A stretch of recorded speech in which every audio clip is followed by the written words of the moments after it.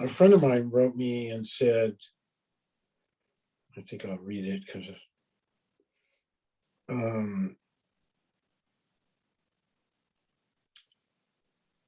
oops, boy, they sure pile up fast. There it is. He said, David, I am noticing that when something bad like sickness to a loved one, bad experience at work, or loss of money happens to me, I tend to forget Dhamma. In those instances, defilements like anger, greed, or lust tend to appear and take charge. It becomes overwhelming at times. Can you please help me with some tips on how to manage these kinds of situations? How can I be prepared to manage defilements as they appear strongly in these situations? And I said, you prepare yourself for challenging times by being mindful as much as possible during all the other times. If mindfulness is a habit, it's ready and functioning when difficulty arises. It's important to remember that you can't always overcome problem states of mind, but you nevertheless stay mindful during the problem states, just like you do during pleasant or neutral experiences.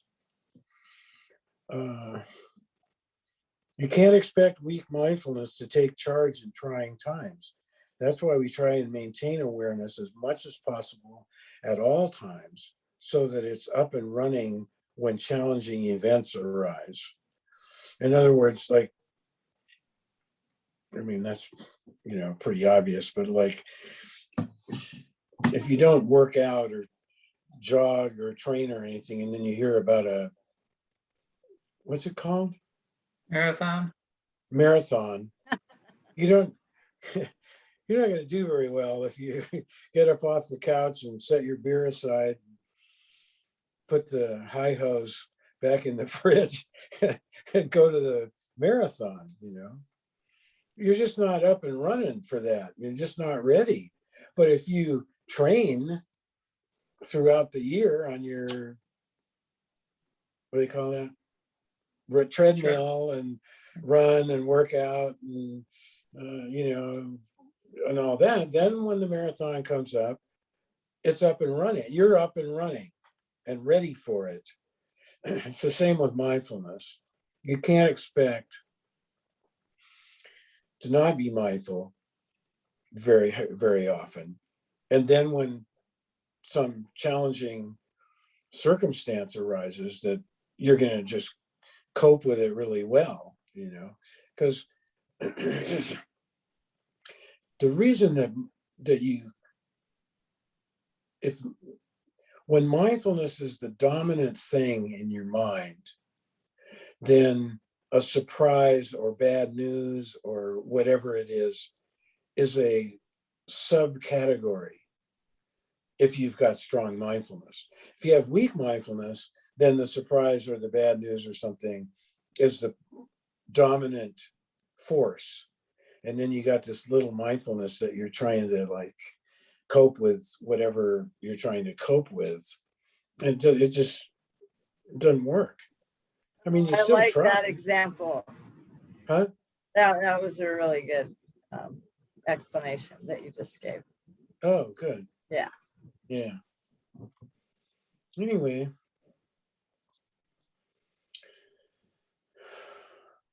Well, going on back to the intentions, if you can note intentions, that's a very good start.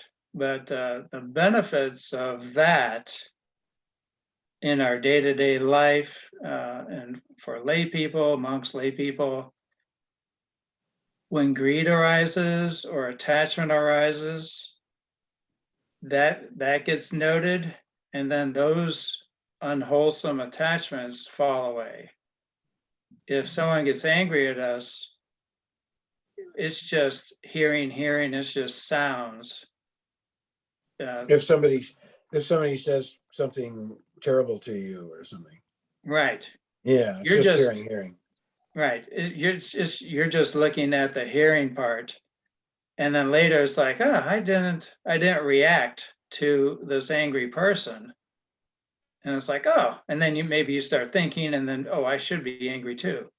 But you're out of that situation. So Yeah. it's a great protection for you. Again, these unwholesome attachments, we see them or they're in front of us, and it's like, you just see it, it gets noted, labeled, seen, and it disappears. And I've had several times where, well, back when I was a layperson and young, like some auto shop secretary is talking to me and showing interest in me. The cute ones are the cute one. And it's like, so I'm talking and it's just a average kind of conversation, just kind of a light and fluffy conversation. But when I was leaving or after I left and got my car out of the garage, it was like, wow, that girl was hitting on me, actually. And so it was like these opportunities disappear also.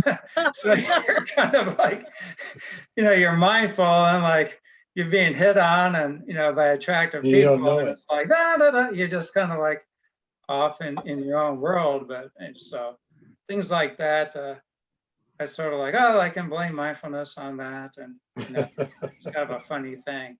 Yeah. Or, you're on a date. It's, you're feeling out the process, or, should I go for another date? Is this going to work out?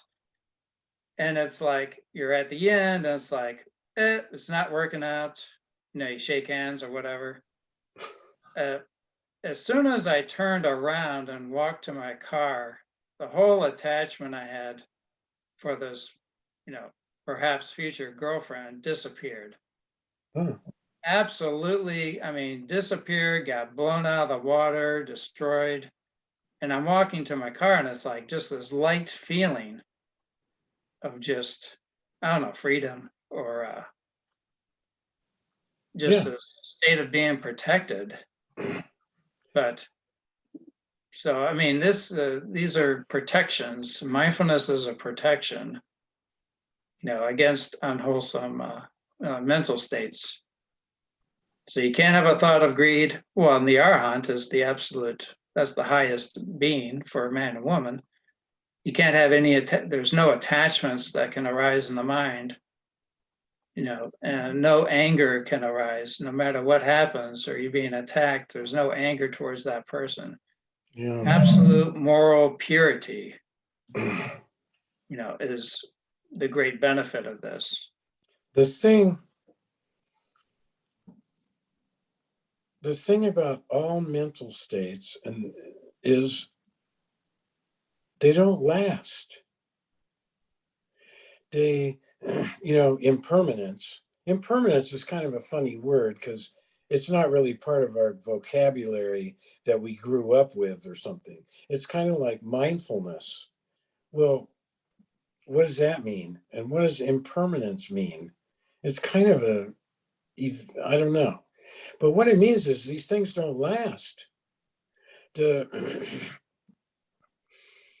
If you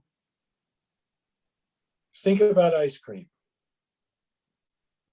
that passes away. Then you want ice cream, that passes away.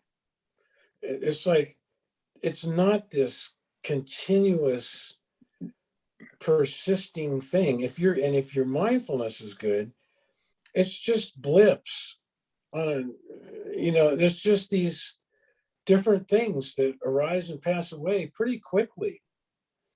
I mean, somebody who's not mindful, they're sitting watching television, they see an ad for ice cream, they want ice cream, they get up, they go out, they get in the car, they drive to the ice cream store, they buy ice cream because they're not aware of their mind processes. They think, I want ice cream, whereas if you have mindfulness, it's just a thought of ice cream arising and passing away. And then maybe a thought of, I like ice cream arising and passing away. or a thought, I want to go get ice cream, arising and passing away, but then it's passed away. And it's like, well, I thought I wanted ice cream, but it only lasted really briefly. You find a whole lot of things you don't have to follow up on. They're just passing through. They're just mind states passing through. And if your mind, if you have good mindfulness, you see that. And the way you see it is how many different things arise and pass away, like when you're meditating. I mean, wanting to get up, not liking the meditation, hearing a bird, itching, scratching, breathing in, breathing out, liking the meditation. And you find out you hate it and like it within a couple of minutes. If you sat down and you're all restless, and, oh God, I don't want to do this. But then you meditate for 5 minutes and then you feel better and you go, oh, this is cool. I like it. It's like, wait a minute, do you hate it or do you like it? It's not you hating or liking. It's just mind states arising and passing away. And I mean, some of them, you have to act on. If you're hungry, then you should eat. Or, if you hear gunshots, you probably should turn off your lights in the house. And, there's certain responses that are called for by things, but not everything. Not all. You don't have to respond to all the, I want this and I want that and I want this and I want that and I hate that and I don't like this and I like this, and it's like, oh man. And they don't last. That's the thing. And don't believe everything you think. I love that. I know I've shown it before, but I saw a bumper sticker of it like 40 years ago or 30 years ago or something like that. And then I've seen it like twice, maybe. It's a pretty rare bumper sticker. Oh, and Patricia made this cup and sent it to me, or gave it to me. Well, I got it from somewhere. Yeah. Yeah, but it's really good advice. Back when I used to go out and drink with my friends on Saturday night or something, I'd get up on Sunday morning and go, oh, I got to sell this place, or I should, and I would go, Dave, you've got a hangover. And usually people's attitude and their judgment isn't that great when they have a hangover.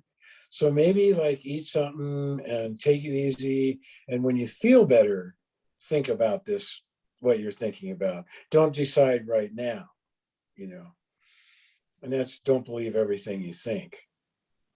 Because, well, the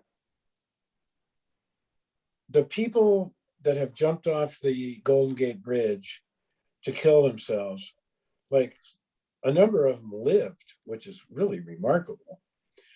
I don't know, there's 3, 4, 5 people that survived it.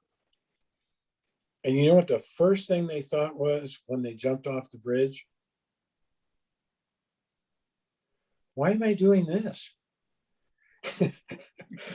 Universally, every one of them, that was the first thought they had right after they jumped was, why am I why am I doing this? They thought they had, they had a bunch of mind states that told them it's a good idea to jump off the bridge. But then when they did, it's like, well, why am I, what? I heard someone say he was really emotionally distraught, and he did live through one of these.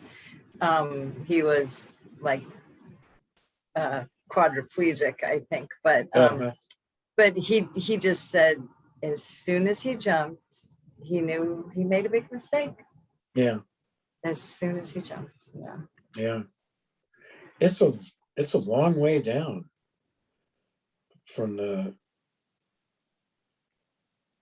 bridge, from the walkway on the bridge to the water, it's like 400 feet or something like that. It's a long ways.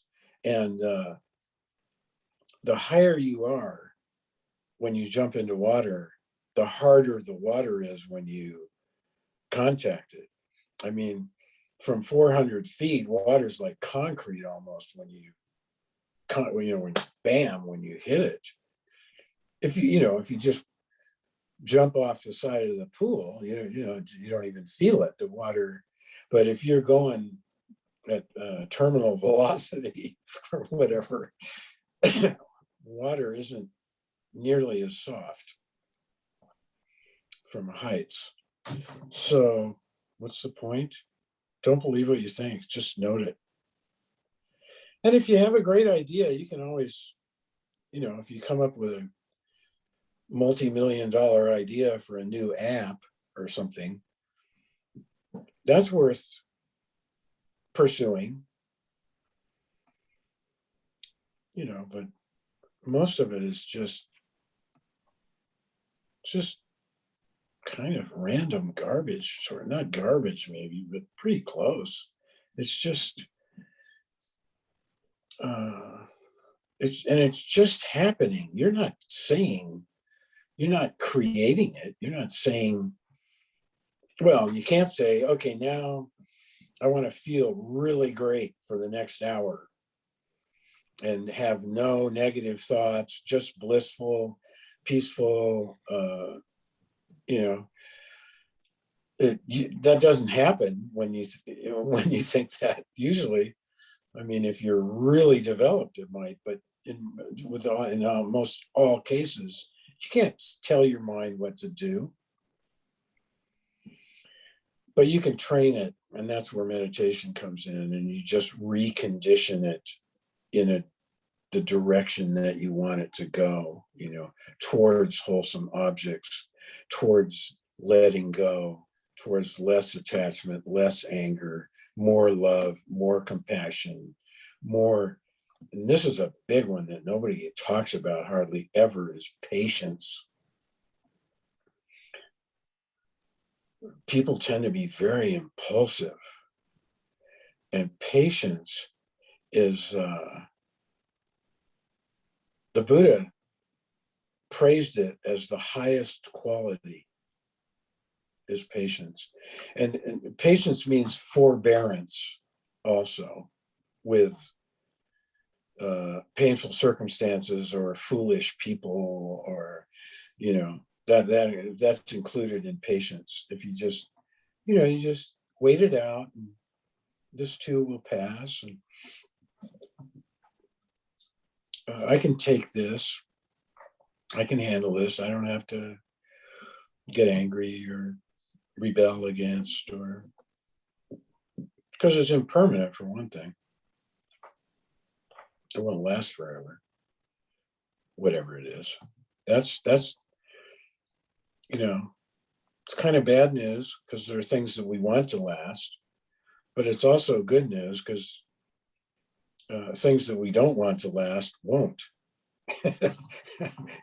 They'll go away too.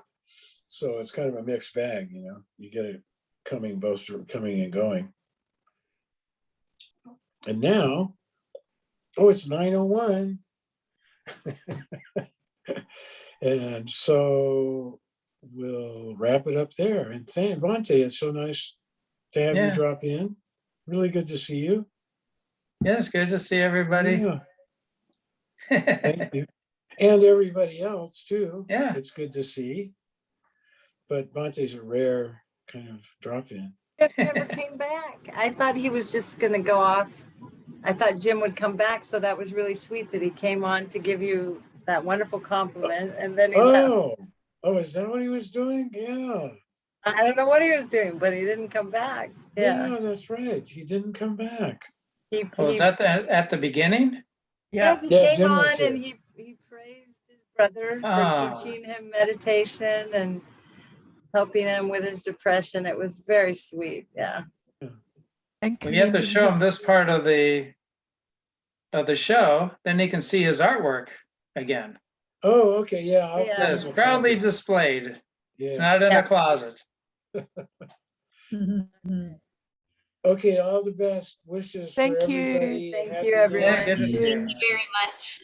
Any Thank you. Yeah, subjects Good to you see you lift up? all. It was a good meditation. Thank you. Yeah, I thought it was good. It was good for me too. I It's liked good for it. me. Okay, Okay, Thank till you. next eyes time. up. Have a good week. Bye. All right. Bye. Bye. Bye.